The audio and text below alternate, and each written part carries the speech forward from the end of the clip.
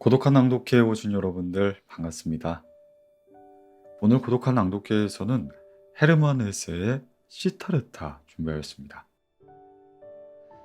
시타르타는 오래된 인도의 한 장면에서 시작이 되지만요.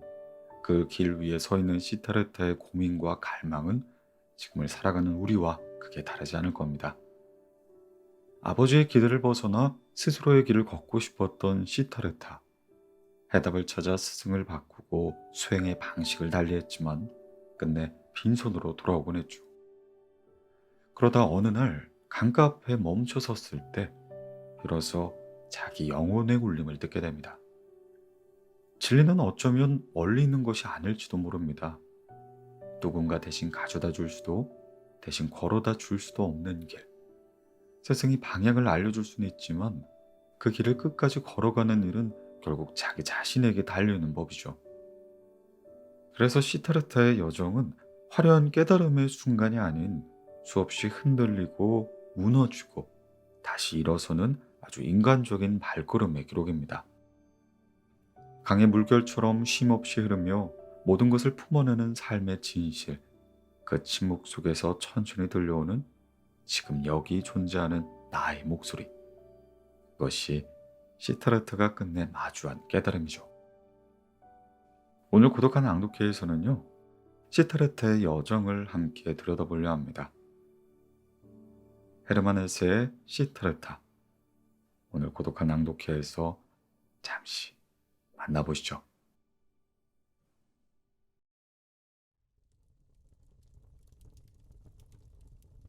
하라문의 아들. 배가 가까이 있는 강둑의 햇살 아래 사라수와 무화과 나무 그늘에서 하라문의 잘생긴 아들이자 어린 배라 불리는 시타르타는 역시 하라문의 아들인 그의 친구 고빈다와 함께 자라났다. 시타르타가 강가에서 목욕하며 신성한 제물을 바치는 의식을 할 때 그의 작은 어깨는 태양빛에 보기 좋게 그을었다. 하지만 망고나무 숲에서 여느 소년처럼 뛰어놀 때, 그의 어머니가 노래를 부를 때, 성스러운 제물이 준비될 때, 학자인 아버지에게 가르침을 받을 때, 현자들이 이야기할 때 시타르타의 까만 눈에는 그늘이 스며들었다. 오랫동안 시타르타는 현자들의 토론에 함께해왔다. 고빈다와 함께 토론뿐만 아니라 성찰과 명상의 기술도 연습했다. 시타르타는 이미 말 중에 최고의 말이라고 하는 옴을 어떻게 조용히 내뱉어야 하는지도 알고 있었다. 숨을 들이쉴 때는 자신의 안으로, 내쉴 때에는 자신의 밖으로 영혼을 집중시켜 조용히 옴이라고 내뱉는 것이었다. 그가 옴을 내뱉을 때면 명징한 사고의 정신이 빛처럼 그의 이마를 둘러쌌다. 그는 이미 자신의 존재 깊은 곳에서 파괴할 수 없는 존재, 우주와 하나가 된 존재, 아트만을 느끼고 있었다. 배움이 빠르고 지식에 목말라 하는 아들을 보는 것은 아버지의 기쁨이었다. 아버지는 아들이 자라서 바라문의 우두머리가 되는 과정, 위대한 현자요 사제가 되는 과정을 지켜보고 싶었다. 어머니도 아들 시타르타를 볼 때마다 행복했다. 아들이 걸어갈 때, 앉았다 일어설 때, 잘생기고 강한 아들이 날씬한 다리로 걷고 예의 바르게 인사할 때, 모든 순간 어머니는 축복을 느꼈다. 빛나는 이마와 왕의 눈을 가진 시타르타가 늘씬한 엉덩이를 보이며 말의 길을 걸어갈 때면 바라문의 어린 소녀들은 모두 즉시 사랑에 빠진 것처럼 마음이 움직이는 걸 느꼈다. 하나, 다른 누구보다도 시타르타를 사랑한 것은 같은 바라문의 아들인 친구 고빈다였다. 고빈다는 시타르타의 눈빛과 감미로운 목소리, 그의 걸음걸이와 품위 있는 몸가짐을 사랑했다. 시타르타가 행동하고 말하는 모든 것을 사랑했다. 하지만 무엇보다 가장 사랑한 것은 그의 정신, 그의 초월적이고 불같은 생각, 열렬한 의지, 고고한 소명이었다. 고빈다는 시타르타가 평범한 바라문으로 자라지 않을 것임을 믿었다. 재물을 바치는데 게으른 관리가 되지 않을 것이며 마법의 주문을 외우는 탐욕스러운 상인도, 얼빠지고 공허한 연설가도, 비열한 사제, 그리고 많은 이들이 모인 무리에 섞인 어리석은 양도 되지 않을 것임을 믿었다. 그리고 고빈다 자신 또한 그저 그런 평범한 바라문들 가운데 한 사람이 되길 원하지 않았다. 고빈다는 훌륭한 시타르타를 사랑했고 그를 따르고 싶었다. 그리고 훗날 시타르타가 찬란한 세상에 돌아가 성불하게 되면 고민다는 시타르타의 친구로, 동반자로, 그의 하인으로, 창을 들어주는 자로, 그리고 그의 그림자로 언제까지나 그를 따르고 싶었다. 시타르타는 그렇게 모든 사람의 사랑을 받았다. 그는 모두에게 기쁨의 원천이었고 환이었다. 다만 시타르타 자신에게는 기쁨의 원천이 아니었다. 그는 자신에게서 기쁨을 찾지 못하였다. 무화과나무 정원의 장밋빛 길을 걷고 사색의 숲의 푸른 그늘에 앉아 매일 참외의 목욕으로 팔다리를 씻고 망고나무 숲 희미한 그늘에서 재물을 바치고 완벽하게 품위있는 몸짓으로 모든 이의 사랑을 받고 기쁨이 되었으면서도 시타르타는 여전히 마음속에 기쁨이 부족했다.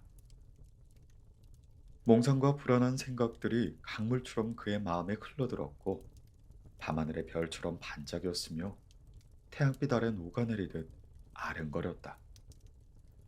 제사를 올릴 때면 영혼의 불안이 연기처럼 스멀스멀 올라왔고 리그베다의 시 속에서 뿜어져 나왔으며 연로한 브라만들의 가르침에서 뚝뚝 떨어지며 그의 안으로 스며들었다. 이윽고 시타르타는 자신에게 불만을 품기 시작했다. 아버지의 사랑과 어머니의 사랑, 그리고 친구 고빈다의 사랑도 그에게 영원히 기쁨을 가져다 주진 않을 것이다. 그를 보살피고 먹이고 만족시키지 않을 것이다. 그의 덕망 있는 아버지와 다른 스승들, 현명한 바라몬들이 그들이 지닌 최고의 지혜를 받아들이고자 하는 시타르타에게 그 지혜를 쏟아부었지만 시타르타는 그것이 자신을 가득 채웠는지, 자신의 정신이 정말 만족하고 있는지 의심하기 시작했다. 그의 영혼은 평온하지 않았고 가슴은 부족함을 느꼈다. 목욕제계의 의식은 좋았지만 그저 물일 뿐 죄를 씻어주지 않고 정신의 갈증을 치유해주지 않는다고 느꼈다. 마음의 두려움도 해소해주지 못했다. 신에게 제물을 바치는 것과 기도하는 것은 훌륭한 행위였지만 시타르타는 의심이 들었다. 그게 전부일까? 제물을 바치는 것이 행복한 운을 가져다 줄까? 이것은 신들에 관해서도 마찬가지였다. 정말로 프라야 파티가 세상을 창조한 것일까? 아트만, 그는 유일한 신인가? 신들은 우리처럼 피조물이 아닌가? 시간의 지배를 받는, 언젠가는 죽을 그런 존재가 아닌가? 그러므로 신들에게 제물을 바치는 것이 옳고 의미 있는 일인지 고귀한 행위인지 의심스러웠다. 하지만 유일자인 아트만이 아니라면 다른 누구를 숭배한단 말인가? 그리고 아트만은 어디에서 발견되며 어디 있는 걸까? 아트만의 불멸의 심장은 어디에서 뛰는 걸까? 모든 이가 자기 안에 가진 자신 안에 지는 가장 깊은 파괴할 수 없는 자아 안에서가 아니라면 어디일까? 하지만 이 자아라는 것, 마음속 가장 깊은 부분, 궁극적인 부분이라는 것은 도대체 어디 있는지 알 수가 없어. 가장 현명한 사람들은 그 부분이 살과 뼈가 아니라며 생각도 의식도 아니라고 가르쳤다. 하지만 어딘지 알 수가 없으니 이곳, 자아, 나 자신, 아트만을 찾을 방법이 있을까? 아, 아무도 이 길을 보여주지 않고 아무도 그것을 알지 못하며 아버지도 스승들도 형제들도 거룩한 희생의 노래를 알지 못한다. 바라문과 그들의 경전은 모든 것을 알고 있었어. 그들은 모든 것에 신경을 썼어. 세상이 어떻게 생겨났는지, 언어나 음식의 기원은 무엇인지, 숨을 내쉬고 들이마시는 것은 어떻게 이루어지는지, 감각들은 어떤 구조로 되어 있고, 신들의 행위에 관해서도 모두 알고 있어. 그래, 그들이 아는 것은 무한할 거야. 하지만 다만 한 가지 가장 중요한, 유일하게 중요한 것을 모른다면 그 모든 것을 안다 한들 어떤 가치가 있을까? 확실히 경전의 많은 구절들, 특히 사마베다의 우파니샤드는 가장 내면적이고 궁극적인 것, 놀라운 것에 관해 얘기하지. 당신의 영혼은 온 세상이다. 라는 경이로운 구절로 기록되어 있고, 사람이 깊은 잠에 빠질 때 그는 자신의 가장 깊은 곳, 아트만과 만나게 된다고 적혀 있어. 꿀벌이 채집한 꿀처럼 순수한 마법의 단어들로 이루어진 이 구절은 가장 현명한 자들의 모든 지식이 모여 있을 거야. 절대 경시해서는 안 될 엄청난 양의 깨달음, 현명한 브라만들이 수많은 세대에 의해 수집되고 보존되어 있는 것. 하지만 모든 지식의 가장 깊은 곳까지 알 뿐만 아니라 그것을 실천하며 사는데 성공한 바라문이나 사제가 있을까? 현자나 참여자가 있을까? 있다면 과연 어디 있을까? 아트만에 관한 친숙함을 잠에서 깨어있는 상태로, 삶으로, 삶의 모든 길과 모든 단계로, 말과 행동으로 끌어내기 위해 주문을 외우는 지식인은 어디 있을까? 시타르타는 크게 존경받을 만한 바라문, 특별히 깨끗한 사람이자 학자이며 가장 덕망 있는 사람인 그의 아버지를 알고 있었다. 그의 아버지는 존경받을 만한 사람이며 태도는 조용하고 고귀했다. 그의 삶은 맑았고 그의 말들은 현명했다. 그의 입 안쪽엔 섬세하고 고귀한 생각이 깃들어 있었다. 하지만 그토록 많은 것을 알고 있는 우리 아버지는 행복하게 살았을까? 평화를 누렸을까? 그도 그저 구도자, 갈망하는 사람 중 하나가 아니었을까? 그저 목마른 사람으로서 재물을 바치는 데서, 책을 읽고 브라만들과 논쟁하는 데서 신성한 샘물의 근원을 구하고 또 구해야 하지 않았을까? 왜 흠잡을 데 없는 사람이 날마다 죄를 씻어내고 날마다 정화를 위해 노력해야 했을까? 왜 날마다 반복해서 그렇게 하는가? 그 안에 아트만이 있지 않고 신성한 샘물의 근원이 존재하지 않기 때문일까? 그래, 자신의 자아 안에서 그 신성한 샘물의 근원을 찾아야만 하고 그 근원을 자기 것으로 소유해야만 한다.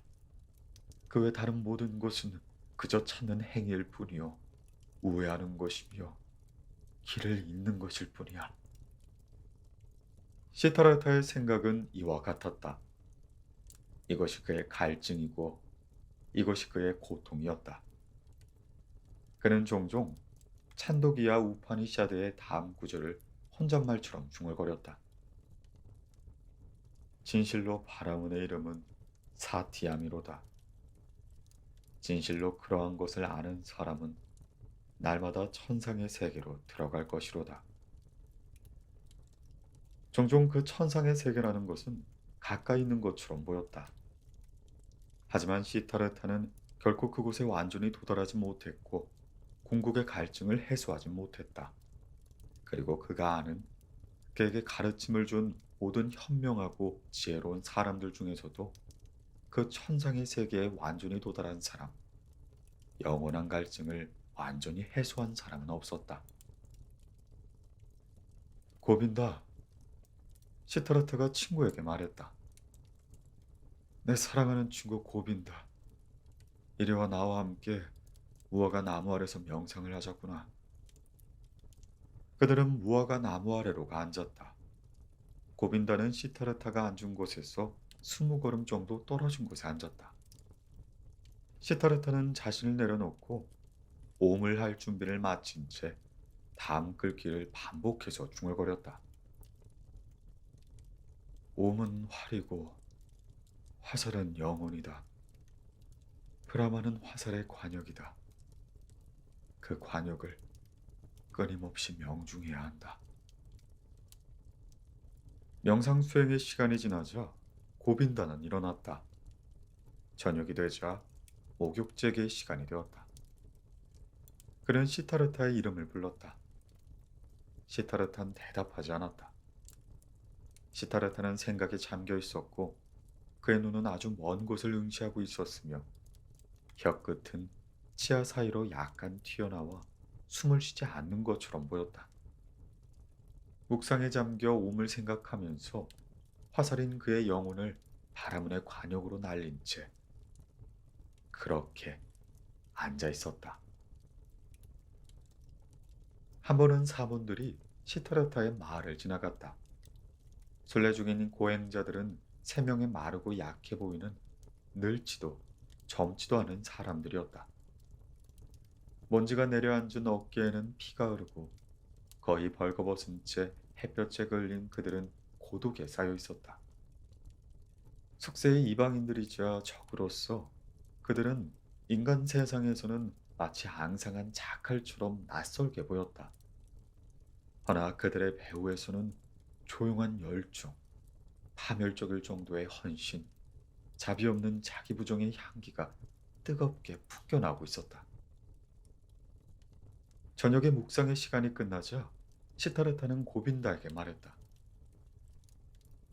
친구야, 내일 아침 일찍 나는 사문들에게 가서 사문이 될 거라네. 고빈다는 이 말을 듣고 얼굴이 하얗게 변했다.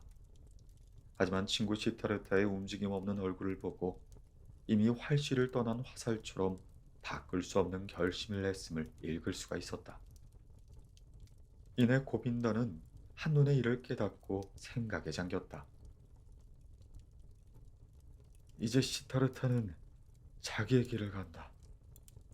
이제 그의 운명은 싹트기 시작했고 나의 운명도 마찬가지이다. 그러자 그의 얼굴은 바짝 마른 바나나 껍질처럼 창백해졌다. 시타르타, 그는 외쳤다. 하지만 자네 아버지가 허락하실까? 시타르타는 이제 막 깨어난 사람처럼 고개를 들어 친구를 쳐다보았다. 그는 재빨리 고빈다의 영혼에 서린 두려움, 순종의 마음을 읽었다. 고빈다, 우리 쓸데없는 말은 하지 말자고. 시타르타는 조용히 말했다. 내일 새벽에 나는 사문의 삶을 시작할 거라네. 더 이상의 말은 하지 말도록 하세. 이후에 시타르타는 아버지가 돗자리를 깔고 앉아있는 방으로 들어가서 그가 뒤에 사람이 있다는 걸 눈치챌 때까지 잠자코 서 있었다. 아버지가 물었다. 시타르타, 너냐? 무슨 말을 하러 왔느냐? 시타르타가 말했다. 아버님께 허락을 받으러 왔습니다. 저는 내일 아버지의 집을 떠나 수행자들에게 가길 원합니다. 저의 소원은 사문이 되는 것입니다. 부디 반대하지 말아 주십시오. 아버지는 말이 없었고 이 침묵은 작은 창문으로 보이는 별들이 그 자리를 바꾸게 보일 정도로 오랫동안 지속되었다. 아들은 팔짱을 낀 채 움직이지 않고 조용히 서 있었으며 아버지도 마찬가지로 돗자리 위에서 움직이지 않고 조용히 앉아 있었다. 드디어 아버지가 입을 열었다. 바라문이 거칠고 성난 말을 하는 건 옳지 않다. 하지만 내 마음속에 분노가 있는구나. 나는 너의 입에서 두 번 다시 이러한 요청을 듣고 싶지 않다. 아버지는 천천히 일어났고 시타르타는 여전히 팔짱을 낀 채 조용히 서 있었다. 무엇을 기다리고 있느냐? 아버지가 물었다. 아버님은 알고 계십니다. 시타르타가 대답했다. 분개한 아버지는 방을 나갔고 화가 난 채 자기 침대로 가서 누웠다. 1시간이 지나도 잠이 오지 않자 아버지는 일어나 이리저리 걸음을 옮기다 방을 나섰다. 작은 창문을 통해 방 안쪽을 들여다보니 시타르타는 팔짱을 낀 채 움직임이 없이 서 있었다. 입고 있는 밝은 옷이 희미하게 빛나고 있었다. 아버지는 뭔지 모를 불안감을 느끼며 얼른 잠자리로 돌아갔다. 그렇게 1시간이 더 지나도 잠이 오지 않자 그는 다시 일어나 이리저리 걸으며 마당으로 나왔다.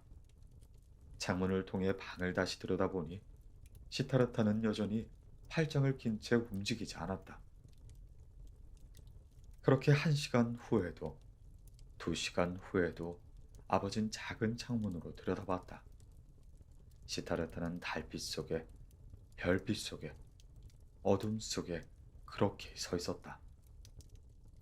아버지는 그렇게 매 시간 조용히 방을 들여다보았고 이에 아버지의 마음은 분노로, 불안으로, 고뇌로 가득 찼다.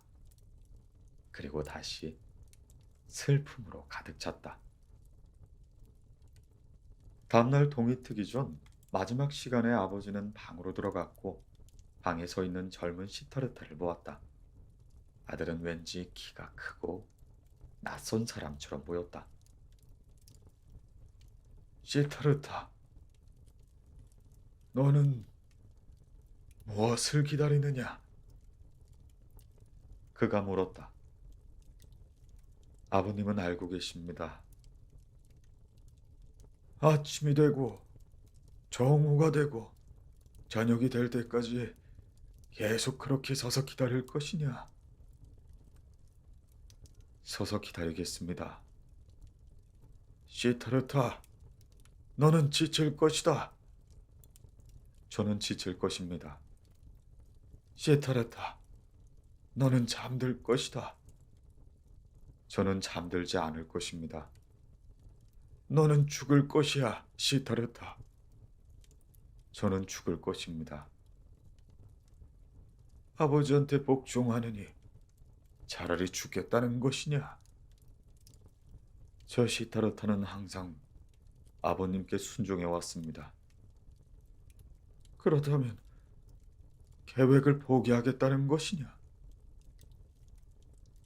저 시타르타는 아버님의 뜻을 따를 것입니다. 날이 밝자 첫 빗줄기가 방 안으로 비쳐 들어왔다. 아버지는 시타르타의 무릎이 부드럽게 떨리고 있음을 보았다. 하지만 시타르타의 얼굴엔 아무런 동요도 없었고 눈은 먼 곳을 응시하고 있었다. 그때 아버지는 알 수 있었다. 시타르타는 더 이상 자기 집에서 함께 살고 있지 않다는 것. 즉, 그가 이미 떠났음을 깨달았다. 옛고 아버지는 시타르타의 어깨에 손을 얹었다. 그래, 너는 숲속으로 들어가 사문이 되어라. 숲에서 해탈의 경지를 느끼게 된다면 돌아와서 나에게도 그 방법을 가르쳐 주어라. 만약 실망하게 된다면 돌아와서 다시 함께 신에게 제물을 바치자꾸나.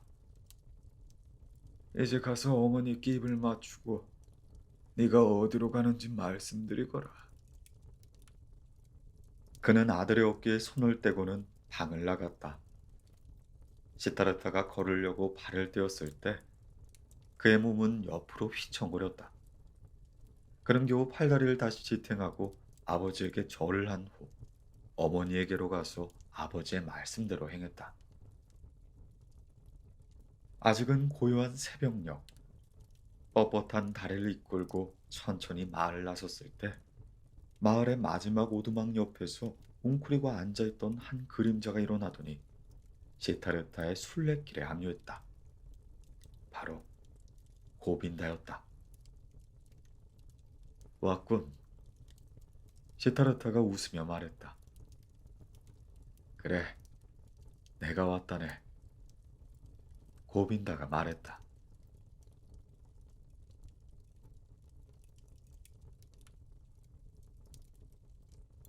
사문들과 함께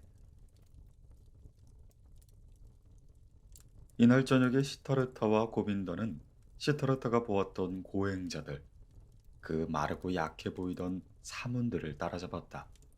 그리고 그들에게 동행을 제안했다.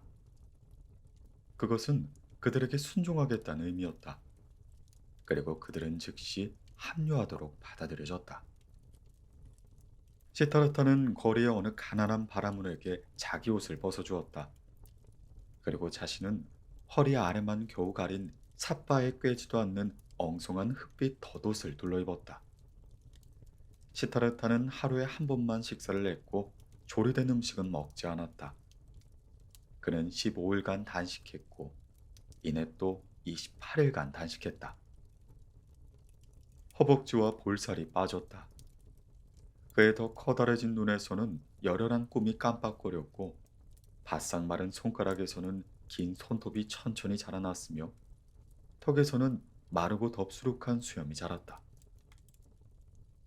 여자를 마주치면 그의 눈빛은 얼음처럼 차가워졌다. 도시를 지날 때 잘 차려입은 사람을 보면 그의 입은 경멸로 일그러졌다. 그는 상인들이 거래하는 모습, 귀족들이 사냥하는 모습, 죽은 자를 위해 통곡하는 애도자들, 몸을 바치는 창녀들, 병든 자를 치료하는 의사들, 씨 뿌리기에 가장 적합한 날을 결정해주는 사제들, 그리고 연인들이 사랑하는 모습과 어머니들이 아이들에게 젖을 먹이는 모습을 보았다. 그의 눈에게 이런 것들은 모두 가치가 없어 보였다. 모든 것이 거짓말이고 모든 것이 거짓의 악취를 풍겼다. 그저 의미 있고 즐겁고 아름다운 척할 뿐이었다. 부패한 것을 뒤로 숨기고 있을 뿐이었다. 그에게 세상은 쓰고 인생은 고통에 지나지 않았다. 시타르타 앞에 놓인 목표는 단 하나, 비우는 것이었다. 갈증도, 소망도, 꿈도, 기쁨도, 슬픔도 모두 비워버리는 것. 이기심을 죽이고 더 이상 자아에 집착하지 않으며 비워진 마음으로 평온을 찾는 것. 이타적인 생각들 속에 기적을 받아들이는 것. 그것이 그의 목표였다.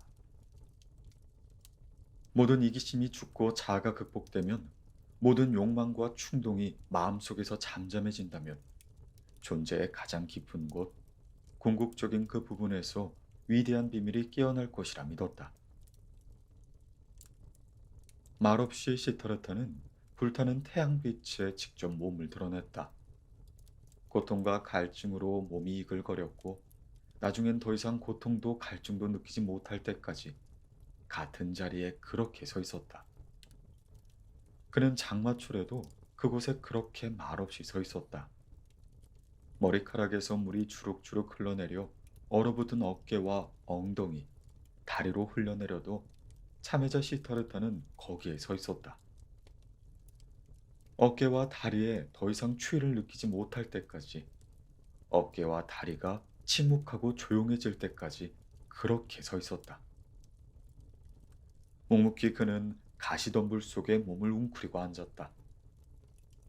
쓰라린 피부에서는 피가 뚝뚝 떨어졌고 곪은 상처에서는 고름이 흘러내렸다. 제타르타는 더 이상 피가 흐르지 않고 더 이상 따갑지 않고 더 이상 찌르는 느낌이 없을 때까지 완고하게 앉아 있었다. 시타르타는 똑바로 앉아서 숨을 적게 쉬는 법을 배웠다. 몇 번의 호흡만으로 견디는 법, 그리고 아예 호흡을 멈추는 법을 배웠다. 숨을 쉬는 것부터 시작해 심장 박동을 진정시키고 그 심장 박동이 점점 줄어 거의 없는 상태가 되는 법을 배웠다. 가장 연로한 사문의 가르침을 받아 시타르타는 새로운 사문 규칙에 따라 자기 부정과 명상을 연습했다. 대나무 숲 위로 외가리 한 마리가 날아들었다. 시타르타는 그 외가리를 자신의 영혼으로 받아들였다. 외가리가 되어 숲과 산을 날아다니며 물고기를 먹고 외가리의 배고픔을 느끼고 외가리의 울음소리를 내고 외가리의 죽음을 자신도 함께 느꼈다. 죽은 자칼이 모래톱에 누워 있었다. 시타르타의 영혼은 자칼의 사체 속으로 들어가 죽은 자칼이 되어 모래톱에 누웠다. 그 자칼의 사체는 부풀어 오르고 악취가 나고 썩고 하이에나에 의해 찢기고 독수리에 뜯겨 가죽이 벗겨지고 해골로 변하여 마침내 먼지가 되어 들판으로 날렸다. 시타르타의 영혼은 다시 자신에게로 돌아왔다. 그는 영혼은 죽고 썩어 먼지처럼 흩어지는 순환의 우울한 도치를 맛보았다. 시타르타는 틈을 노리는 사냥꾼처럼 새로운 목마름으로 그 순환에서 빠져나올 수 있는 순간을 기다렸다. 인과응보의 끝, 고통 없는 영혼이 시작되는 틈이었다. 그의 영혼은 감각을 죽이고 기억을 죽이고 자아에서 빠져나와 수천 가지 다른 모습으로 변했다. 동물이 되었고 썩은 고기가 되었으며 돌이 되고 나무가 되기도 하였지만 매번 깨어나 예전의 자신, 그 자아를 다시 느껴야 했다. 해가 비치고 달이 뜨고 시간이 흘러도 매번 다시 자아로 돌아오는 순환의 고리. 그 속에서 시타르타는 갈증을 느꼈고 그 갈증을 극복하면 또 다시 새로운 갈증을 느꼈다. 시타르타는 사문들과 함께하면서 많은 것을 배웠다. 자아에서 벗어나는 여러 방법을 배웠다. 그는 자발적으로 괴로움을 겪고 배고픔과 갈증, 피로를 극복함으로써 자기 부정의 길을 갔다. 그는 또 명상을 통해 모든 관념을 비운 텅 빈 정신을 연습함으로써 자기 부정의 길을 갔다. 이런저런 방법으로 그는 수천 번이나 자신을 떠나는 법을 배운 것이다. 수천 번 자아를 떠나 몇 시간이고 혹은 몇 날이고 자아가 없는 상태로 있었지만 그렇게 많은 방법을 써서 자아로부터 멀어져도 그 끝은 언제나 자기 자아로 돌아왔다. 시타르타는 천 번이나 자아에 도망쳐 무에 머물렀고 피할 수 없는 시간과 함께 그는 햇빛과 달빛, 그늘과 빛 속에서 다시 자신을, 자아를, 시타르타를 발견할 뿐이었다. 그의 곁에는 그의 그림자인 고빈다가 있어 같은 길을 걸었으며 같은 노력을 기울였다. 그들은 참배하고 수행하는 것 외엔 거의 말을 하지 않았다. 가끔 둘은 자신과 스승들을 위해 말을 돌아다니며 먹을 것을 구걸하곤 했다. 고빈다, 어떻게 생각하나? 하루는 시타르타가 고빈다에게 물었다. 우리가 얼마나 발전했다고 생각하나? 우리가 목표에 도달한 걸까? 고빈다는 대답했다. 우리는 많은 것을 배웠고 앞으로도 계속 많은 것을 배울 거야. 그리고 자네는 훌륭한 사문이 될 걸세. 시타르타, 자넨 모든 수행법을 빠르게 배웠고 연료한 사문들도 자네를 많이 존경한다네. 언젠간 자넨 자네가 원하는 그 성인이 되어 있을 거야. 시타르타는 말했다. 나는 그렇게 되지 않을 것 같다네. 고빈다. 오히려 마을에 창녀들이 있는 선술집이나 마부들과 노름꾼들 사이에 있었더라면 내가 지금까지 사문들한테 배운 것을 더 빨리 배울 수 있었을지도 몰라. 고빈다가 말했다. 날 놀리는 건가, 시타르타? 그런 비천한 사람들 사이에서 자네가 어떻게 명상을 배워? 숨을 참는 법을, 배고픔과 고통에 무감해지는 법을 어떻게 배울 수 있다는 건가? 그러자 시타르타는 혼잣말하듯 조용히 말했다. 무엇이 명상인가? 몸을 떠난다는 게 과연 무엇인가? 단식이란 무엇이며 또 숨을 참는다는 건 무엇인가? 그건 자아에서 도망치는 것에 불과하다네. 자아라는 고통에서 잠깐도 피해 고통과 인생 무상에 잠시 무감각해지는 것뿐이라고. 그런 거라면 소달구지 운전자들이 연속해서 막걸리를 마시거나 발효된 야자유를 마시면서 느끼는 것도 똑같은 것이 아닌가.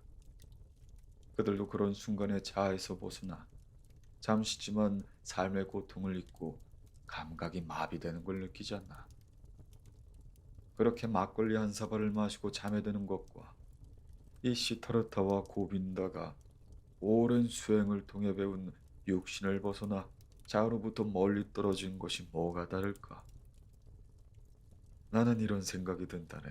고빈다. 고빈다는 말했다. 친구여, 그렇지만 자네는 알고 있지 않은가? 시타르타는 소달구지 운전자가 아니고 사문들은 술꾼이 아니라는 걸 말이네. 물론 맞아. 그런 행위가 술꾼의 감각을 마비시키고 자기 자신에게 잠시 탈출해 쉬게 하는 건 사실이야. 하지만 술에 끼어 다시 돌아오면 그가 발견하는 건 뭘까? 아무것도 달라진 건 없고 더 현명해지지도 않아.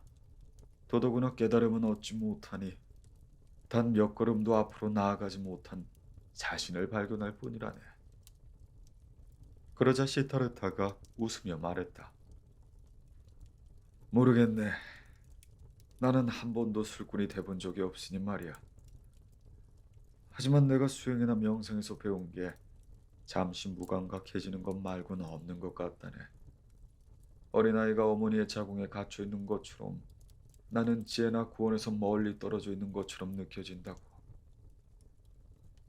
내가 느끼는 게 그거라네. 얼마 후 시타르타는 고빈다와 함께 마을에 가서 음식을 얻으려고 숲을 떠나며 이런 말을 꺼냈다. 이제 어찌 되는 걸까, 고빈다. 우리가 올바른 길을 가고 있는 걸까? 우리가 깨달음에 가까워지고 있는 걸까? 구원에 더 가까워지고 있을까? 아니면 우리도 결국 벗어났다고 생각했지만 그저 그 순환의 고리 안에서 돌고 있는 건 아닐까?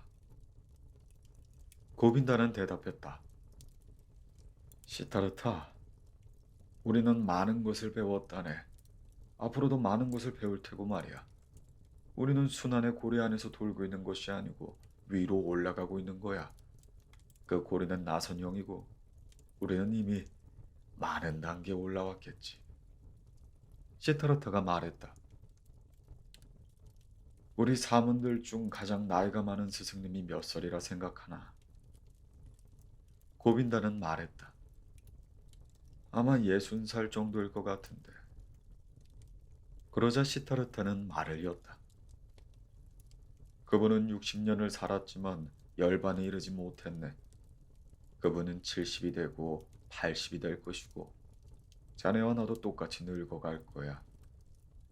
늙어가면서 수행을 하고 금식을 하고 명상을 할 테지만 우리는 열반에 이르지 못하겠지. 그분도 우리도 말이야. 어, 고빈다. 내 생각엔 모든 사문 중에서는 아무도 아마 단 한 명도 열반에 이르지 못할 거야. 우리는 위안을 얻고 무감각해지는 걸 배워. 말하자면 우리 자신을 속이는 재주 같은 거지. 하지만 가장 중요한 것, 가야 할 길 중에 길은 배우지 못하고 찾지도 못할 거라네. 고빈다는 말했다.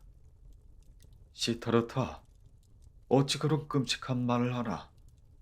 그 많은 학식 있는 사람들 가운데서, 그 많은 바라문들 중에서, 그 많은 엄격하고 존경할 만한 사문들 중에서 아무도 그 길을 못 찾는다고?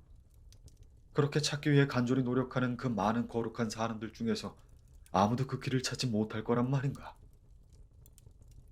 시타르타는 조용히 슬픔과 조롱이 섞인 목소리로 이렇게 말했다. 고빈다. 자네 친구 시타르타는 사문의 길에서 떠날 거라네. 나는 오랫동안 자네 곁을 걸어왔지만 갈증으로 고통받고 있다네. 고빈다. 이 긴 사문의 길에서 나의 갈증은 그 여느 때보다도 강해졌네. 나는 항상 지식에 목말랐고 항상 질문으로 가득했지. 해마다 바라문들에게 물었고 거룩한 베다경전에 물었고 또 해마다 헌신적인 사문들에게 물었어. 고빈다. 만약 내가 코뿔새나 침팬지에게 물었대도 똑같이 배웠을 것이고 이보다 덜 유익하진 않았을 거라네. 나는 오랜 시간을 배웠고 아직도 배움을 끝내지 못했어. 그런데 고빈다. 배울 것이라곤 애초에 없었던 게 아닐까. 우리가 배움이라고 말하는 그런 건 없어. 세상엔 단 하나의 깨달음이 있을 뿐이야. 그리고 그건 어디에나 존재하지. 바로 아트만이라네. 아트만은 내 안에, 자네 안에, 그리고 모든 피조물 안에 있어.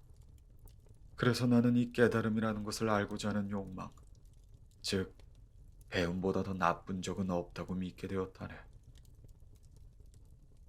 이 말에 놀라 고빈다는 가던 길을 멈추고 손을 들어 말했다. 시타르타, 자네 이런 이야기로 친구를 괴롭히면 좋나? 자네 말을 들으니 참으로 내 마음에 두려움이 몰려온다네. 생각해보게. 자네가 말한 대로 배움이라는 것이 없다면 기도의 신성함, 바라문 계급의 존귀함, 사문들의 거룩함은 다 뭐가 되나? 시타르타, 그러면 이 모든 신성하고 소중하고 귀중한 것들은 다 뭐가 되냔 말일세.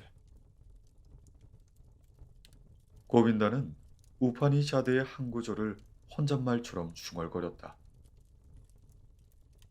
정화된 정신으로 자신을 잃고 아트마를 찾는 명상자여. 그의 마음속의 기쁨은 말로 표현할 수 없어라. 하지만 시타르타는 침묵을 지켰다.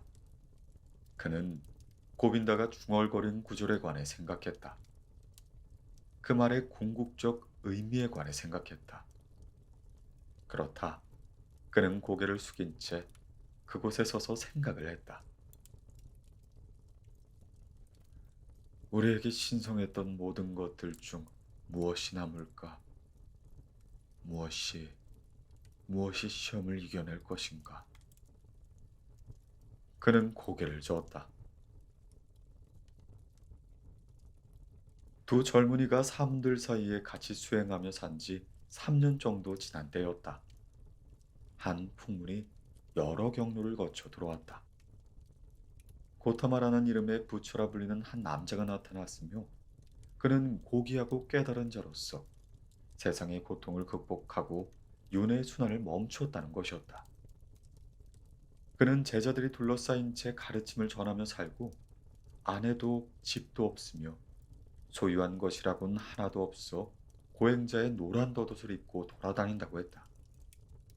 그는 밝은 이마를 지닌 축복받은 자로 바라문과 귀족들이 그 앞에서 절을 하고 그의 제자가 된다고 했다.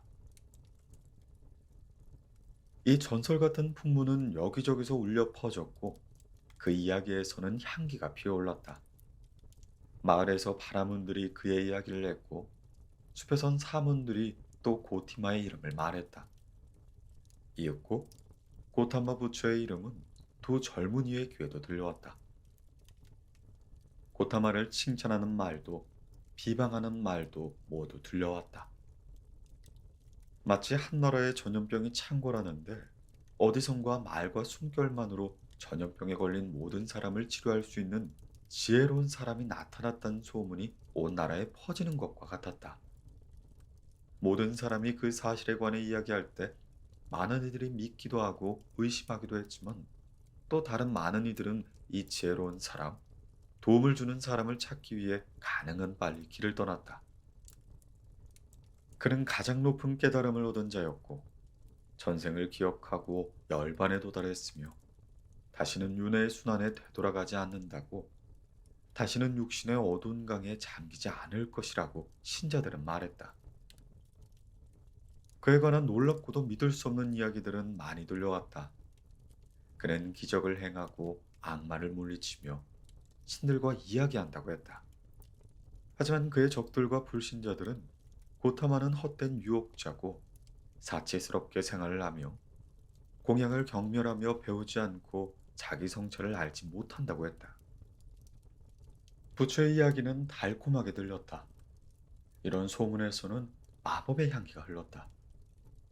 결국 세상은 병들었고 삶은 견디기 힘들었지만 호라, 이런 이야기들에서는 샘물이 솟아나는 것처럼 보였다. 위로와 온화함, 고귀한 약속으로 가득 찬 전원이 들려오는 것 같았다. 부처에 관한 소문이 도는 모든 곳에서, 인도 땅의 모든 곳에서 젊은이들은 귀를 기울이고 갈망을 느끼고 희망을 느꼈다. 그래서 도시와 마을의 바람은 계급의 아들들은 고귀한 분, 석가모니에 관한 소식이 전해오는 사람이면 순례자든 이방인이든 모두 환영에 맞이 않았다. 그리고 그 소문은 숲속의 사문들에게도 전해졌다. 소문은 물방울처럼 흘러들었다. 시타르타와 고빈다도 천천히 희망과 의심에 찬 소문이 한 방울 한 방울 흘러드는 걸 느꼈다. 하지만 시타르타와 고빈다는 그것에 관해 거의 이야기하지 않았다. 왜냐하면 가장 나이가 많은 사문이 이 소문을 좋아하지 않았기 때문이다. 이 고령의 사문은 그 부처가 전에는 숲에 수행하던 고행자였지만 다시 세속으로 돌아갔다 들었기 때문에 그 고타마 부처에 관해 높게 평가하지 않았다. 오, 시타르타. 고변, 고빈다가 어느 날 친구에게 물었다. 오늘 마을에 갔더니 한 바라문이 나를 자기 집으로 초대하더군. 그 집 아들은 마가다에서 왔는데 부처를 직접 눈으로 보고 부처의 가르침을 직접 들었다고 하지 뭔가. 그 말을 들으니 나는 숨 쉴 때마다 뭔가가 가슴을 팍팍 찌르는 것 같았다네. 그래서 혼자 생각했지. 나와 자네, 우리가 함께 그 완전한 분인 부처의 가르침을 직접 들을 수 있다면 좋겠다고 말이야. 어떤가 시타르타. 자네도 그곳에 가서 부처의 입에 나오는 가르침을 직접 듣고 싶지 않나? 시타르타가 말했다. 고빈다. 나는 항상 자네가 여기에 사문들과 함께 머물며 60살, 70살이 되어도 진정한 사문이 되는 수행을 계속할 거라 생각했네. 하지만 보게나 나는 자네를 알지 못했던 거야. 자네의 마음을 조금도 알지 못했던 거지. 고빈다. 나의 충실한 친구여. 자네는 새로운 길을 택하여 부처가 가르침을 전파하는 곳으로 가길 원하는군. 고빈다는 대답했다. 자네는 나를 조롱하는군. 원한다면 조롱해도 좋네.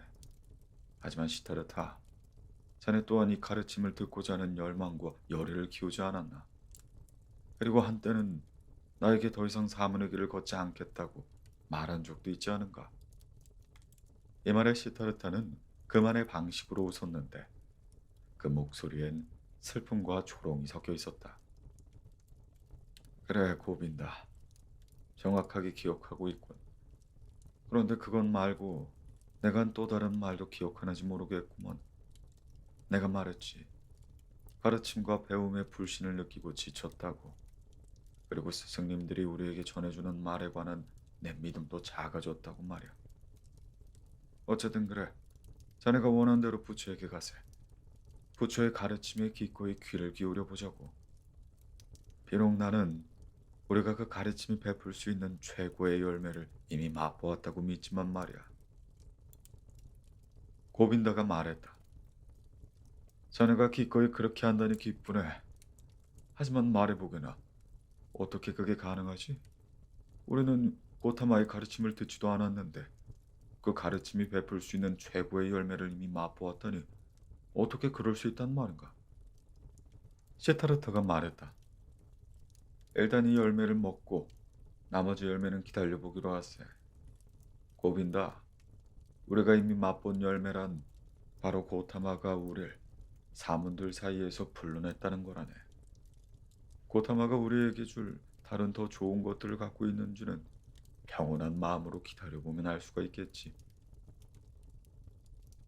바로 이날 시타르타는 가장 나이가 많은 사문에게 자신의 결심을 알리고 그를 떠나겠다고 말했다. 그는 아랫사람이며 제자로서 예의와 겸손을 갖추어 가장 연로한 스승에게 그 결심을 알렸다.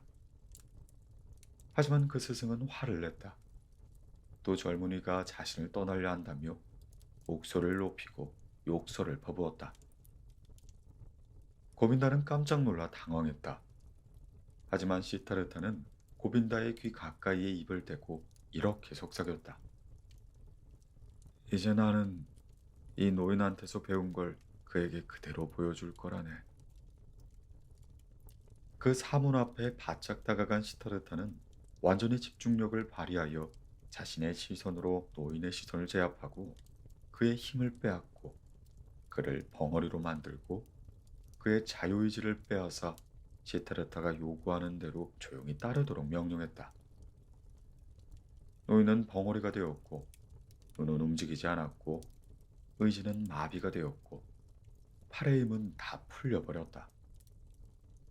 그는 시타르타의 주문에 걸려든 것이었다. 시타르타의 생각은 그 늙은 사문을 지배하였는데 이는 자신이 명령한 것을 수행하도록 한 것이다. 예고 노인은 여러 번 절을 하고 축복한다는 몸짓을 하더니 좋은 여행이 되길 바란다며 더듬더듬 말하였다. 시타르타와 고빈다도 화답하고는 그들의 길을 떠났다. 가는 길에 고빈다가 말했다. 시타르타, 자네는 내가 알고 있는 것보다 더 많은 것을 배웠더군. 늙은 사문에게 주문을 거는 건 정말 어려운 일이지 않나. 만약 자네가 그곳에 계속 머물렀다면 자네는 곧 물 위를 걷는 법도 배웠을 것 같네. 나는 물 위를 걷고 싶은 생각이 없다네. 늙은 사문들이나 그런 재주에 실컷 만족하라지. 시타르타가 말했다.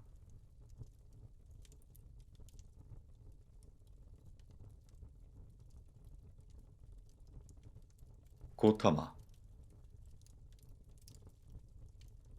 사와티 마을에서는 모든 어린이가 고귀한 부처의 이름을 알고 있었으며 모든 집에서 고타마 부처의 제자들이 들고 다니는 보시 그릇을 채울 준비가 되어 있었다. 마을 근처에는 고타마가 가장 머물기 좋아하는 장소인 기원 정사가 있었다. 부처를 순종적으로 숭배하는 부유한 상인 아나타 빈디카가 고타마와 그의 제자들에게 선물로 쥐어준 곳이었다. 두 젊은 수행자가 고타마의 거처를 찾아다니며 들은 모든 이야기가 이 지역을 가리켰기에 그들은 사바티로 왔다. 시타르타와 고빈다가 사주를 받기 위해 첫 번째 집의 문에 들어서기도 전에 여인이 음식을 건네주었다. 그들은 음식을 받고 여인에게 물었다. 자비로우신 분이시여. 우리는 부처가 어디에 계시는지 알고 싶습니다. 우리는 숲에서 온 사문입니다. 완전한 분인 그분을 뵙고 그분의 가르침을 듣기 위해서 왔죠. 여인은 말하였다. 당신들은 여기에 제대로 찾아왔습니다. 아나타 핀디카의 정원에 기원 정사가 있는데 거기에 부처가 머무르고 계시지요. 순례자들은 그곳에서 밤을 보냅니다. 많은 이들이 수용하기에 충분히 넓은 공간이 있거든요.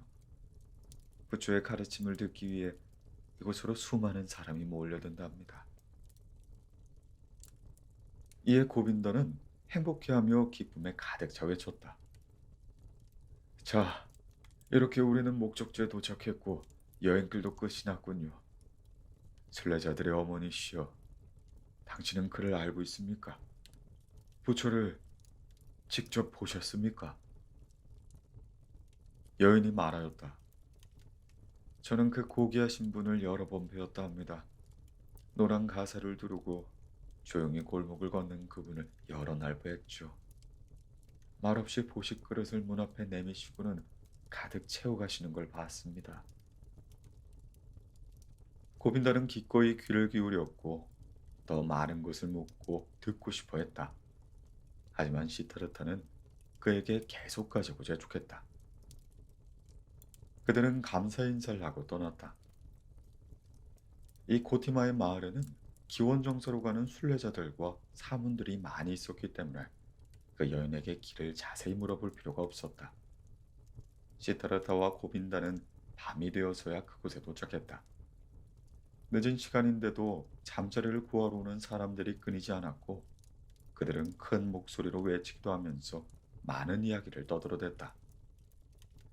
시타르타와 고빈다는 사문으로서 숲속 생활에 익숙했기 때문에 그곳의 넓은 정원에서 재빨리 쉴 곳을 찾아 아침까지 머무르며 휴식을 취했다.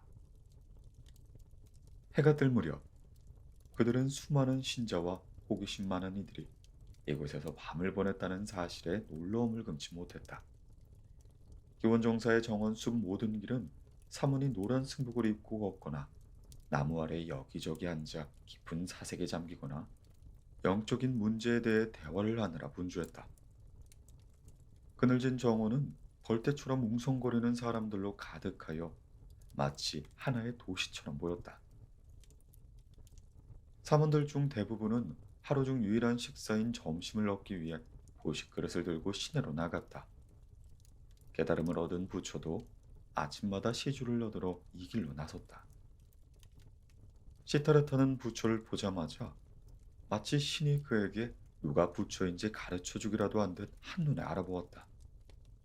그는 노란 가사를 입은 소박한 남자였는데 부식그릇에 손을 들고 조용히 걷고 있었다. 저길 보게. 시타르타는 고빈다에게 조용히 말했다. 저분이 부처라네. 고빈다는 주의 깊게 노란 가사를 입은 승려를 바라보았다. 다른 수백 명의 승려들과는 전혀 다르지 않아 보였다. 하지만 곧 고빈다도 이내 깨닫게 되었다. 이 사람이구나.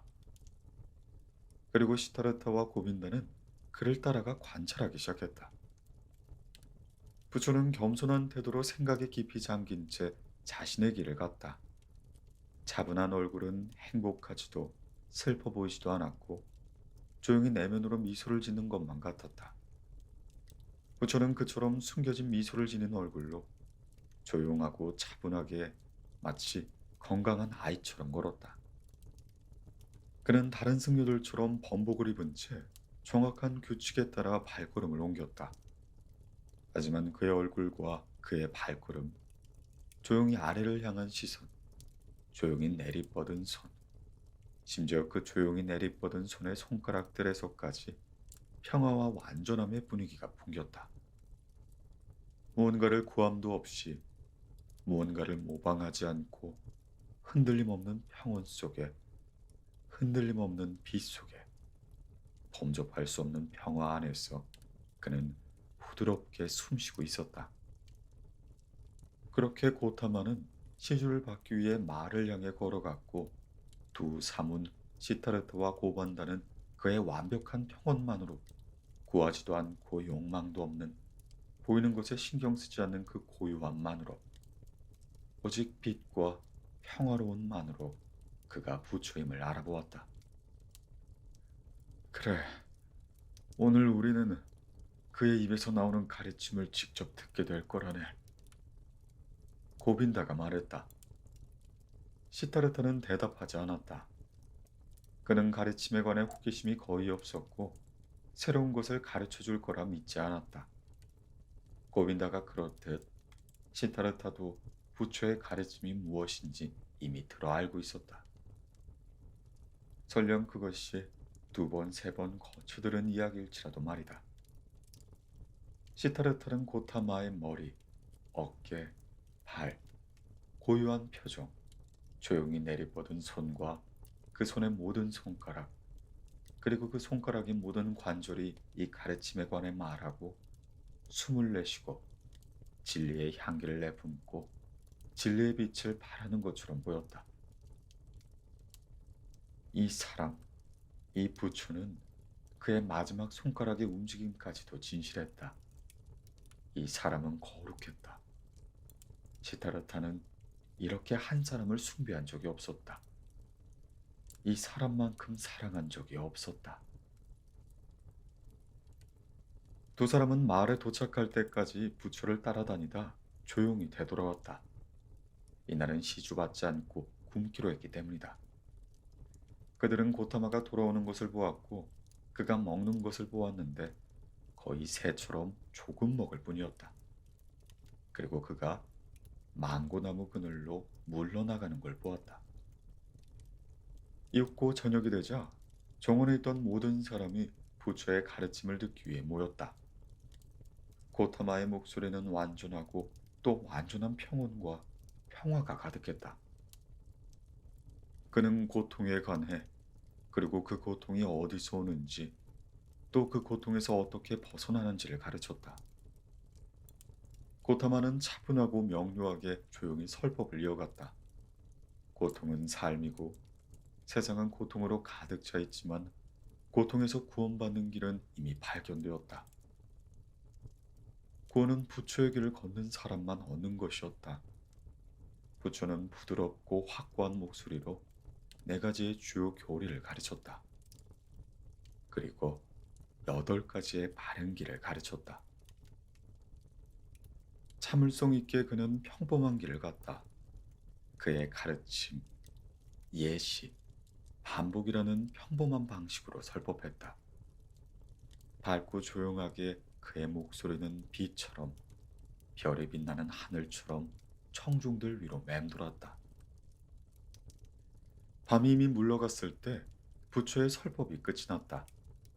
많은 순례자가 앞으로 나와 부처의 공동체로 받아들여달라 요청하며 가르침의 안식처를 구했다. 그리고 고타마는 그들을 받아들이며 이렇게 말하였다. 여러분은 그 가르침을 잘 들었습니다. 그러므로 우리 함께 모든 고통을 끝내기 위해 거룩하게 걸어갑시다. 그러자 수줍음이 많은 고빈다도 앞으로 나와서 말하였다. 저 또한 고귀한 분과 그분의 가르침에 귀의하려 합니다. 그리고 그는 자신을 부처의 제자로 받아들여달라 간청했으며 그렇게 받아들여졌다. 그 직후 부처가 밤이 되어 물러갔을 때 고빈다는 시타르타를 향해 간절히 말하였다. 시타르타, 내가 자네를 꼬집으려는 게 아니라 우리 둘 다 고귀한 분의 말씀을 들었고 우리 둘 다 그 가르침을 인식하지 않았나? 나는 그 가르침을 들었고 그 가르침 안에 귀의하기로 했네. 하지만 나의 존경하는 친구여, 자네도 구원의 길을 걷고 싶지 않나? 왜 주저하는 건가? 왜 더 기다려야 하는 거지? 시타르타는 마치 잠에서 깬 것처럼 정신이 들었고 고빈다의 말을 들었다. 그는 한참 동안 고빈다의 얼굴을 바라보았다. 그리고는 조용히 말했는데 조롱은 전혀 섞여 있지 않았다. 고빈다, 내 친구여. 이제 자네는 이 길을 선택하고 발걸음을 내디뎠네. 고빈다. 자네는 언제나 내 친구였고 항상 나보다 한 발짝 뒤에서 걸어왔지. 나는 종종 생각하였다네. 고빈다도 이번엔 나 없이 혼자서 자신의 영혼에서 그렇게 한 걸음 내딛지 않을까. 보기 전에 이제 자네는 어른이 되어 스스로 길을 선택하고 있네. 친구여, 나는 자네가 그 길을 끝까지 가서 구원을 찾길 바래.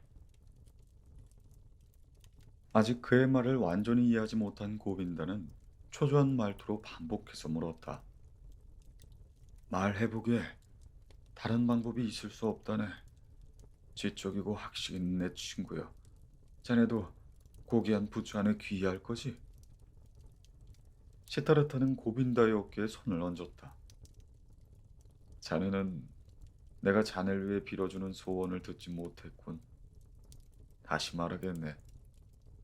나는 자네가 이 길을 끝까지 가서 구원을 얻길 바란다네. 이 순간 고빈다는 친구가 이미 자신을 떠났다는 사실을 깨달았다. 이내 고빈다는 울기 시작했다. 시타르타. 그는 애처롭게 외쳤다. 시타르타는 고빈다에게 친절하게 말했다. 고빈다, 자네는 이제 부처의 사문 중 하나라는 걸 잊지 말게나. 자네는 자네 집과 부모를 버리고 출생과 소유물을 버리고 자유의지마저 포기하였다네. 모든 우정도 버렸지. 이것이 가르침이 요구하는 것이고 고귀한 이가 원하는 것이라네. 그리고 이것이 바로 자네 스스로가 원했던 것이고. 고빈다, 나는 내일 자네를 떠날 것이라네. 오랫동안 두 친구는 숲속을 계속 걸었다. 오랫동안 그들은 거기에 누워 잠을 이루지 못했다. 그리고 고빈다는 계속해서 친구에게 왜 고타마의 가르침에 귀의하고 싶지 않은지, 고타마의 가르침에 무슨 잘못이라도 있는지 물었다. 하지만 시타르타는 매번 그를 바라보지 않고 이렇게 말했다. 그런 말이 아니라네 고빈다. 부처의 가르침은 매우 훌륭하다네. 내가 어떻게 감히 그 가르침의 결점을 찾을 수 있겠나. 매우 이른 아침, 부처의 가장 오래된 추종자 중 한 명인 아이든 승려가 정원을 지나가며 처음으로 이곳에 귀의하는 수련생들을 모두 불러냈다. 그들에게 노란 법복을 입도록 했고 그들의 위치에 지켜야 할 의무를 알려주고 첫 가르침을 주었다. 고빈다는 무리에서 빠져나와 그의 어린 시절 친구를 다시 한번 꽉 껴안은 후 수련생들과 함께 길을 떠났다. 시타르타는 정원 숲을 걸으며 생각에 잠겼다. 그러다 우연히 그 고귀한 분 고타마를 마주쳤다. 그는 존경심을 담아 그에게 인사를 했고 부처는 친절함과 침착함이 가득한 눈으로 그를 바라보았다. 시타르타는 용기를 내어 부처에게 말할 수 있도록 허락해달라고 했다. 그 고귀한 분은 조용히 고개를 끄덕였다. 시타르타는 말했다. 존귀하시니여, 어제 저는 당신의 놀라운 가르침을 듣는 영광을 누렸습니다. 저는 친구와 함께 멀리서 당신의 가르침을 듣기 위해 왔지요. 그리고 이제 제 친구는 당신에게 귀의하여 당신의 신도들과 함께 지낼 것입니다. 하지만 저는 다시 순례를 시작하려 합니다. 그대가 원하는 대로 하시오. 존귀하신 분은 대답했다. 시타르타는 계속해서 말했다. 주제 넘겠지만 존귀하신 당신께 제 생각을 솔직하게 말하지 않고 떠나고 싶지 않았습니다. 잠시 제 말을 더 들어주시겠습니까? 부처는 허락한다는 의미로 조용히 고개를 끄덕였다. 시타르타는 말했다. 가장 존귀하신 유일한 분이시여. 저는 당신의 가르침을 가장 존경합니다. 당신의 가르침은 모든 것이 완벽하고 명료하고 증명되어 있으며 세상이 완벽한 사슬, 않는 사슬임을 보여주십니다. 그 사슬은 원인과 결과가 연결됩니다. 이전엔 이것이 이렇게 명확하게 보인 적이 없었습니다. 이것이 이렇게 반박할 수 없게 제시된 적이 없었습니다. 당신의 가르침을 통해 아무 틈 없이 완벽하게 연결된 세상, 수정처럼 맑은 세상, 우연이나 신에 의지하지 않는 세상을 본다면 어떤 바람의 심장도 더할 수 없이 강하게 요동칠 것입니다. 그것이 선이든 악이든 그에 따라 사는 것이 고통이든 기쁨이든 그런 건 본질적인 문제가 아닐 터이니 저는 더 말하고 싶지 않습니다.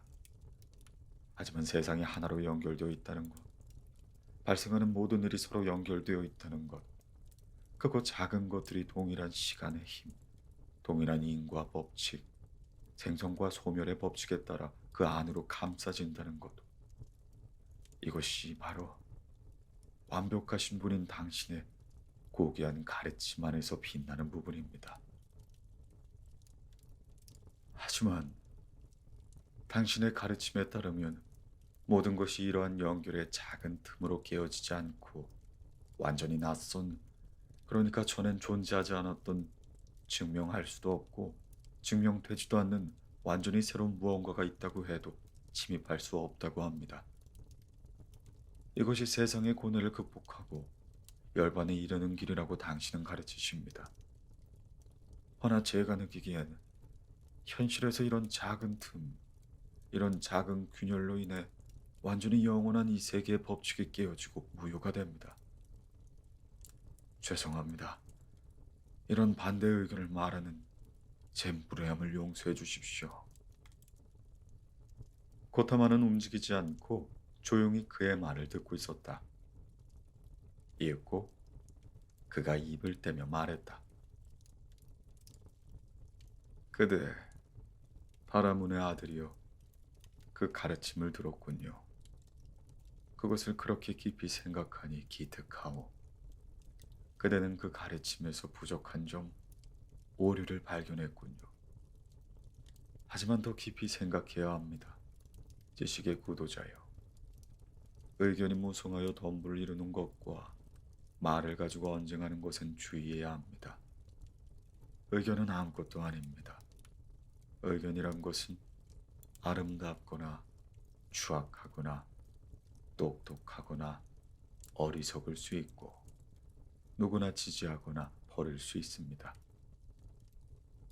하지만 그대가 나에게서 들은 가르침은 의견이 아니며 그 의견을 목표하는 것도 지식을 구하는 사람들에게 세상을 설명하는 것도 아닙니다. 나의 의견엔 다른 목표가 있습니다. 그 목표란 고통에서 구원하는 것입니다. 이 고타마가 가르치는 것은 이것뿐이지요. 젊은 시타르타가 말했다. 고귀하신 분이시여. 저에게 화를 내지 않으셨으면 좋겠습니다. 저는 당신과 논쟁하기 위해 이렇게 말한 것이 아닙니다. 당신 말이 정말 옳고 의견이라 할 것도 없습니다. 다만 한 가지 더 말씀드리자면 저는 단 한순간도 당신을 의심한 적이 없습니다. 저는 단 한순간도 당신이 부처라는 걸 의심하지 않았고 당신이 그 목표에, 그러니까 수천 명의 바라문과 바라문의 아들들이 가려고 하는 그 가장 높은 목표에 도달했다는 것도 의심하지 않았습니다. 당신은 죽음에서 구원을 얻었습니다. 하지만 그것은 당신이 찾던 그 구도의 길에서 왔습니다. 당신 자신의 길과 생각과 명상과 깨달음에서 온 것이지 가르침에서 온 것이 아닙니다. 고귀하신 분이시여, 이게 제 생각입니다. 아무도 가르침으로 구원을 얻지 못합니다. 존경하는 분이시여, 당신은 깨달음의 순간 당신에게 벌어진 일을 말과 가르침으로 누구에게 전달할 수 없을 겁니다. 깨달음을 얻은 부처의 가르침은 많은 것을 담고 있고 많은 이들에게 악을 피하고 의롭게 살도록 가르칩니다. 하지만 이토록 분명하고 존경스러운 가르침 안에 들어가 있지 않은 한 가지가 있죠. 바로 고귀하신 분이신 당신이 수십만 명 가운데 홀로 겪으신 그 직접 체험한 신비 말입니다. 이것이 제가 가르침을 들었을 때 생각하고 깨달은 것입니다. 이것이 제가 여행을 계속하는 이유입니다. 고귀하신 분이시여, 저는 종종 오늘을 생각할 것입니다. 이 시간, 제 눈에 거룩한 일을 바라보던 이 시간을 말입니다. 부처의 눈은 조용히 땅을 바라보았고 완전한 평정 속에서 알 수 없는 평온한 얼굴을 짓고 있었다. 나는 그대의 생각이 오류가 아니길 바랍니다. 존경스러운 이는 천천히 말하였다. 그대가 그대의 목표에 도달할 수 있기를. 그러니 말해봐요. 당신은 나의 가르침에 귀한 수많은 사문들, 수많은 형제들을 보았습니까? 그리고 낯선 사문이요.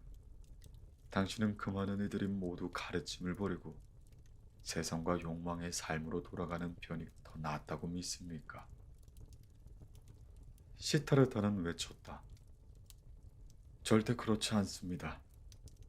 제가 바라는 것은 그들이 모두 가르침에 머물러 목표에 도달하는 것입니다. 다른 사람의 삶을 판단하는 건 제가 할 일이 아니죠. 오직 저 자신만을 위해 저 혼자 결정하고 선택하고 거절해야 합니다. 자아에서 벗어나 구원받는 것이 우리 사모들이 찾는 것입니다. 존귀한 분이시여. 저는 제가 단지 당신의 제자 중 한 사람이 된다면 겉으로만 제 자아가 침착해지고 구원되었다가 결국 실제로는 다시 살아나고 자라날까 두렵습니다. 그렇게 되면 저는 가르침과 당신에 대한 복종과 당신에 대한 사랑과 당신을 따르는 사문들에 대한 사랑으로 제 자아를 대체하게 될지 모릅니다. 고타마는 반쯤 미소를 지으며 흔들림 없는 친절함과 수용의 자세로 이 이방인의 눈을 바라보기 시작했다. 그리고 거의 눈에 띄지 않는 몸짓으로 이별을 고하였다. 사문이요, 그대는 영리하군요. 그대는 영리하게 말하는 법을 알고 있군요. 허나 친구요, 너무 영리한 것을 경계하시오. 부처는 돌아섰고 그의 시선과 반쯤 머금은 미소는 시타르타의 기억 속에 영원히 새겨졌다. 시타르타는 생각했다. 나는 한 사람을 이렇게 바라보고 미소를 지으며 이렇게 앉고 또 걷는 걸 본 적이 없다. 참으로 나 또한 이분처럼 신비스러운 분위기를 풍길 수 있으면 좋겠다. 오직 자아의 내면 가장 깊은 곳에 도달한 사람만이 이렇게 바라볼 것이고 이렇게 걸어갈 수 있는 게 아닐까.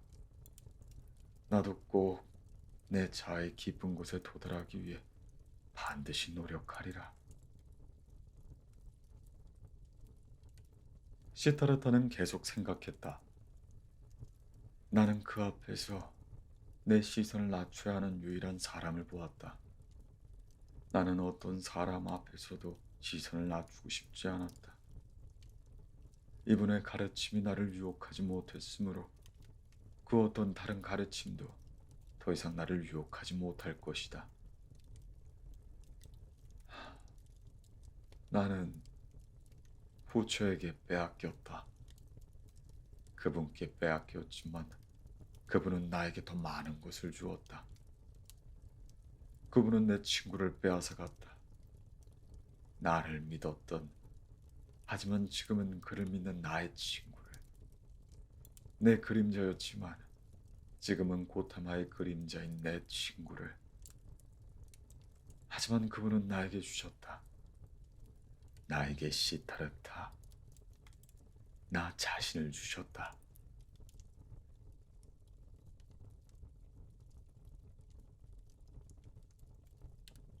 깨달음.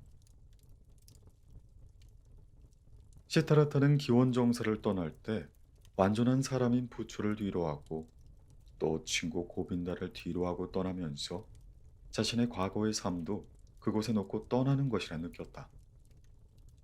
그는 천천히 걸어가면서 자신을 완전히 채우고 있는 느낌들에 관해 곰곰이 생각해봤다. 그는 깊은 물속으로 잠수하듯 자신을 아래로, 그 느낌들의 바닥, 원인이 존재하는 그곳으로 가라앉혔다. 왜냐하면 원인을 파악하는 것이 사고의 본질이며 이렇게 해야만 느낌들이 실현되어 없어지지 않고 하나의 실체가 되어 그 안에 있는 것을 빛의 광선처럼 내뿜으리라 믿었기 때문이다. 천천히 걸으며 시타르타는 생각에 잠겼다.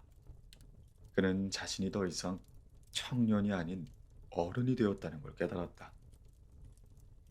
그는 뱀이 허물을 벗듯 젊은 시절 내내 자신을 따라다니며 자신의 일부였던 한 가지가 더 이상 존재하지 않는다는 걸 깨달았다.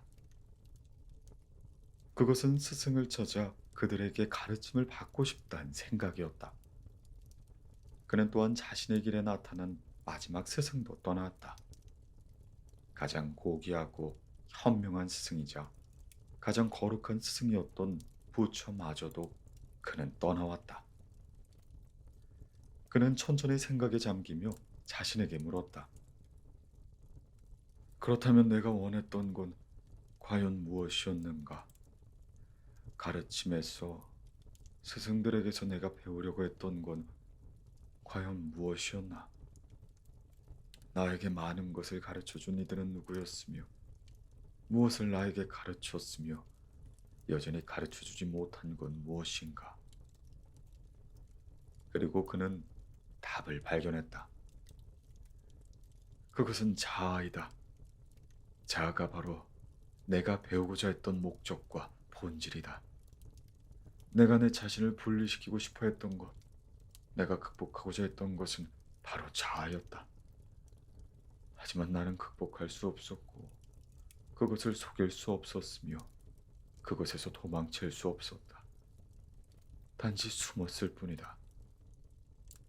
진실로 이 세상에서 바로 나 자신, 내가 살아있다는 이 신비, 내가 하나이고 다른 모든 것들로부터 분리되었다는 이 신비, 내가 시타르타라는 이 신비만큼은 내 생각을 사로잡은 것은 없었다.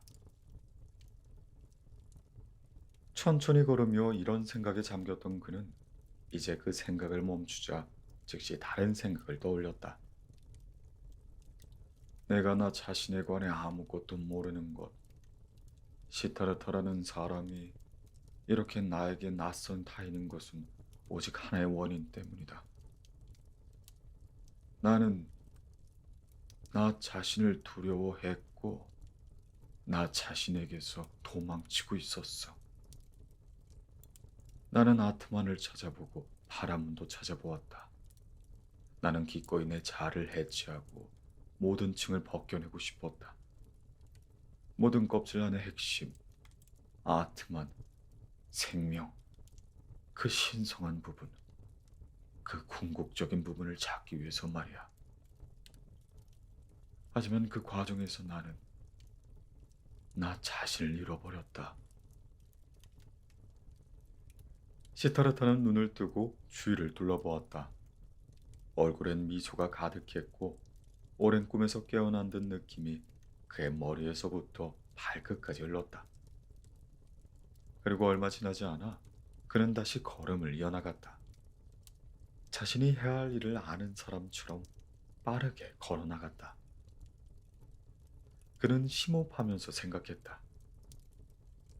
그래, 시타르타가 다시는 내게서 도망치지 못하게 할 것이다. 더 이상 나는 내 생각과 내 삶을 아트만이나 세상의 번뇌와 함께하고 싶지 않다. 페어디의 숨은 비밀을 찾기 위해 더 이상 나 자신을 죽이고 해체하고 싶지 않아. 요가베다도 더 이상 나를 가르치지 못할 것이며 아타르바 베다도 고행자도 어떤 종류의 가르침도 마찬가지일 것이야. 나는 나 자신에게 배우고 싶고 나 자신의 학생이 되고 싶고 나에 대해서 알고 싶다.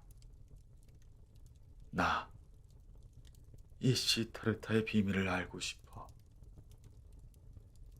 그는 마치 처음 세상을 보는 것처럼 주위를 둘러보았다. 세상은 아름다웠고 다채로웠고 기이하고 신비했다. 여기는 파랗고 저기는 노랗고 또 다른 곳은 초록이었다. 하늘과 강은 유유히 흐르고 숲과 산은 단단했고 모든 것이 아름다웠다. 모든 것이 신비로운 마법 같았으며 그 가운데 그가, 시타르타가, 깨어난 자가 자기 자신으로 향하는 길을 가고 있었다. 이 모든 것, 이 모든 노랑, 파랑, 강과 숲이 처음으로 시타르타에게 들어왔다. 더 이상 마라의 주문이 아니었고 더 이상 마야의 베일도 아니었다. 다양한 외관만이 있을 뿐 무의미하고 우연적인 것들이었지만 이제는 더 이상 그렇지 않았다. 그러한 다양성은 다양성을 비웃고 통일을 추구하며 깊이 생각하는 바라문에겐 경멸할 만한 것이었다. 파랑은 파랑이고 강은 강이다. 만약 파랑 안에 강물에 또한 시타르트 안에 유일자이며 신성한 존재가 숨어 있다고 해도 그 신성함의 방식이나 목적은 바로 그 자체로 존재하는 것에 있다. 즉, 노랑은 노랑으로, 파랑은 파랑으로, 저기 하늘과 숲도 마찬가지로 각각의 하늘과 숲으로, 그리고 여기 시타르타도 시타르타로 존재하는 것이다. 그 목적과 본질적인 속성은 사물들의 뒤편 어딘가에 따로 존재하는 것이 아닌 사물들 자체, 모든 것들의 자체에 있었다. 내가 얼마나 멍청하고 어리석었나 하고 생각하며 시타르타는 빠르게 걸었다. 누군가 글을 읽고 그 의미를 발견하고 싶어 할 때 그는 기호와 문자를 경멸하거나 그것을 속임수나 우연, 쓸모없는 껍데기로 치부하지 않을 것이야. 그는 한 글자 한 글자 그것을 읽고 공부하며 좋아할 것이야. 하지만 나는 세상과 내 존재라는 주제의 책을 읽고 싶어 하면서도 내가 기대한 의미를 부여하기 위해 기호와 문자를 무시했다.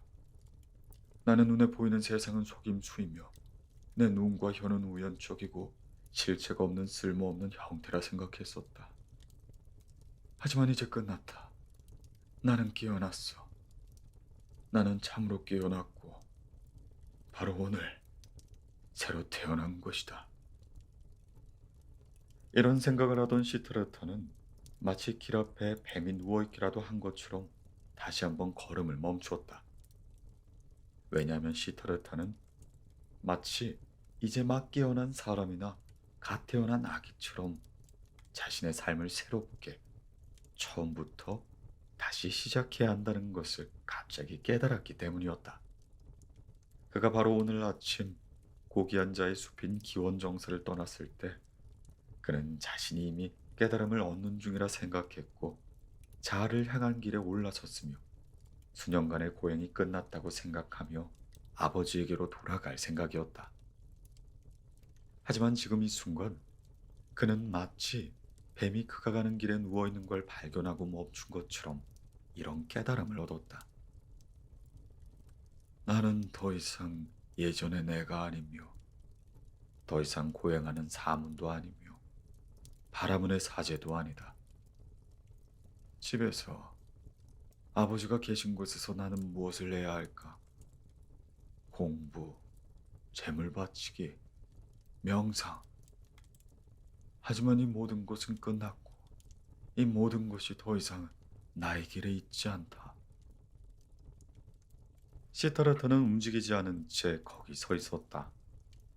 한순간 숨을 내쉬면서 새나 토끼 같은 작은 동물들이 스스로 혼자임을 느낄 때처럼 가슴에 한기를 느꼈다. 수년 동안 그는 집 없이 지내면서 아무것도 느끼지 못했었다. 하지만 이제 그는 그것을 느꼈다. 가장 깊은 명상 속에서도 그는 여전히 아버지의 아들이었고 바라문이었고 신분이 가장 높은 성직자였다. 하지만 이제 그는 그저 깨어난 시타르타이고 그 외엔 아무것도 남지 않았다. 깊게 그는 숨을 들이마시고 잠시 추위를 느끼며 몸을 떨었다. 아무도 그처럼 완전히 혼자일 수는 없었다. 귀족은 귀족끼리, 일꾼은 일꾼끼리 모여 서로 안에서 피난처를 찾고 그들의 삶을 공유한다. 바라문은 바라문끼리 섞여, 사문은 사문들끼리 섞여 안식처를 찾는다. 숲속의 가장 외로운 운둔자조차 혼자가 아니었다. 그 또한 자신이 속한 장소에 둘러싸여 있었고 고향에선 어떤 신분을 가지고 있었다. 고빈다는 사문이 되었고 1000명의 사문이 그의 형제였으며 그와 같은 옷을 입고 같은 언어를 사용한다. 하지만 시타르타, 그는 어디에 속해 있는가? 그는 누구와 삶을 공유하는가? 그는 누구의 언어로 말을 해야 하는가? 모든 세상이 주위에서 녹아내린 것 같은 이 순간, 하늘의 별처럼 홀로 서 있는 이 순간, 주의와 절망의 순간에서 시타르타는 이전보다 더 확고한 자아로, 더 단단하게 집중을 했다. 그는 느꼈다. 이것이 깨어남의 마지막 떨림이다. 이 새로운 태어남의 마지막 몸부림이다. 그리고 얼마 지나지 않아 그는 다시 걸었다. 처음엔 큰 보폭으로 걷다. 나중엔 매우 빠르게 참을성 없이 걷기 시작했다. 그는 더 이상 집으로, 더 이상 아버지에게로, 더 이상 돌아가지 않았다.